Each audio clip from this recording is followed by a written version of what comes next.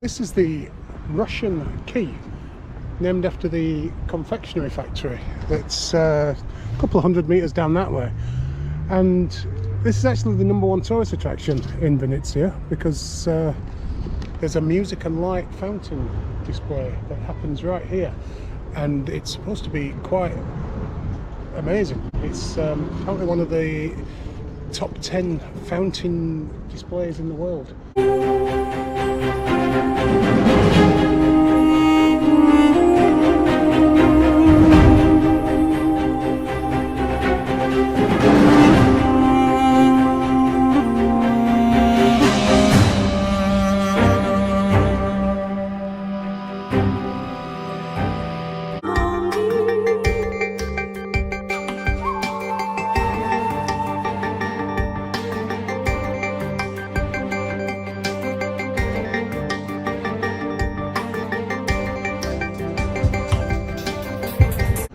And it closed in October, so I can't see it, which is a shame.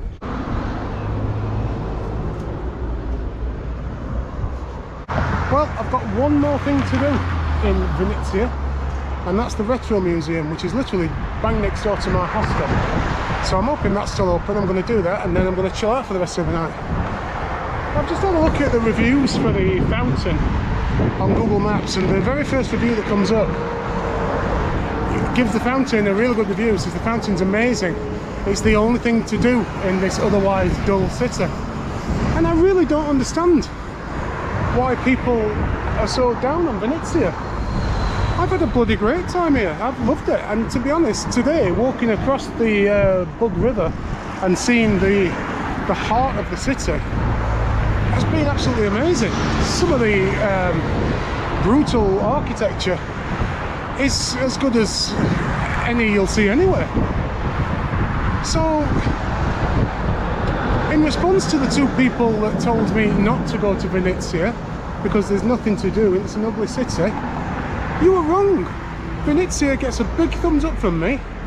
So if you are travelling in Ukraine and you're making your way from Lviv to Kiev, stop off in old Vinnytsia.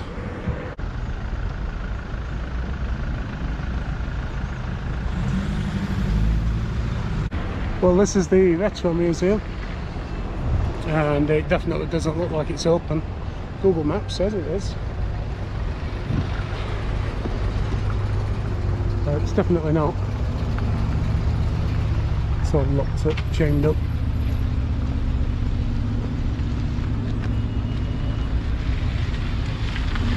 Well, that's a shame. Well, maybe, I don't know. I don't say dark, but I think I can see somebody in there. So it is open after all. Buzzing, look at this.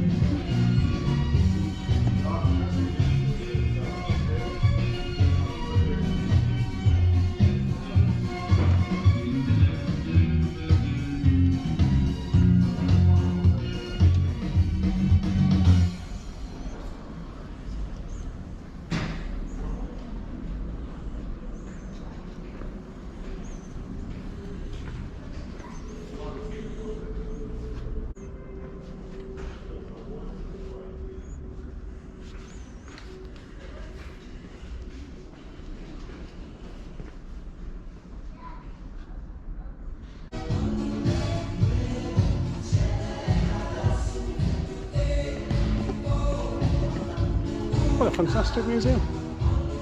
It's got everything.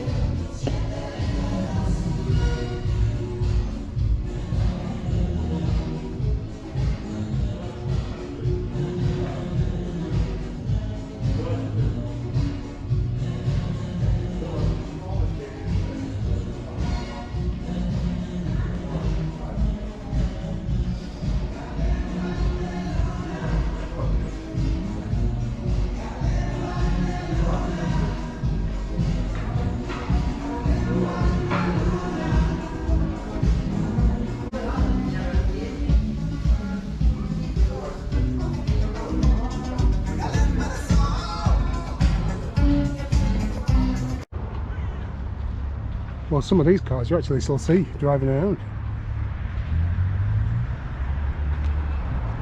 Check this little thing out.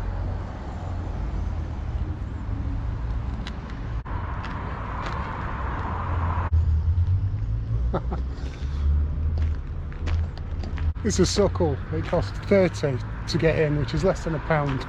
It's only very small, but there's some great stuff. And the woman was so friendly. She was like, come in, come in. I mean, I don't know what she was saying, but I think that's what she was saying. She was smiling, she was being very welcoming.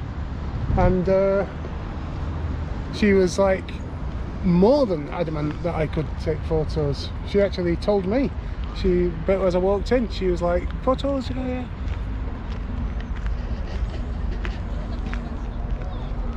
Mercedes-Benz. I wouldn't have known that was a Mercedes-Benz apart from the fact it says it on the back. Look at this beauty.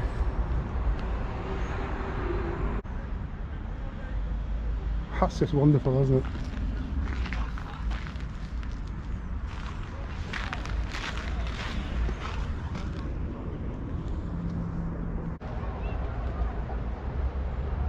Check this one out.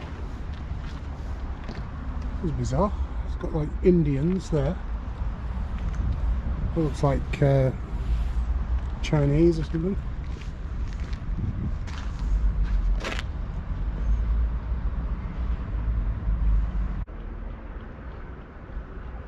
This is my hostel.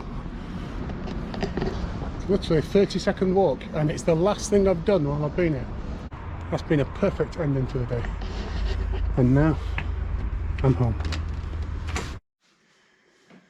So, my third and final night in this hostel, which has been spot on, to be honest. I was a bit worried at first because I definitely didn't want the top bunk with there not being any banner at the side, but that's me in the corner. No one's joined me. Doesn't look like anyone's going to join me for my final night. So, got the whole place to myself again. Brilliant. Last night in Vinnytsia, and I'm going to chill out and eat some snacks, watch some Curb Your Enthusiasm, and just chill out. Yeah. Well, that's me done in Vinnytsia.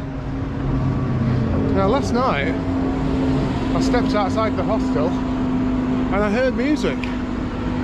So I don't know whether the fountain thing was actually happening or not.